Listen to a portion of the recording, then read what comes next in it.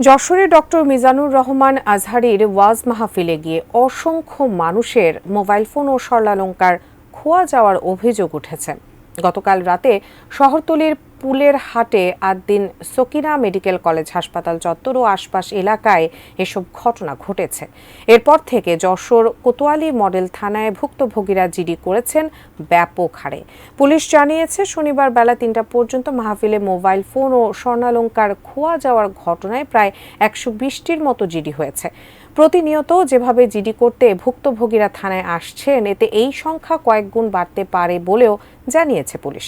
যশোরের শহরতলির পুলের হাট আদ্দিন ফাউন্ডেশন আয়োজিত ৩ দিনব্যাপী তাফসিরুল কোরআন মাহফিলের শেষ দিন ছিল শুক্রবার। এদিন রাতে বক্তব্য দেন আলোচিত ইসলামী বক্তা মিজানুর রহমান আজহারী। তার আসার খবরে মুসল্লিদের ঢল নামে মাহফিল এলাকায়।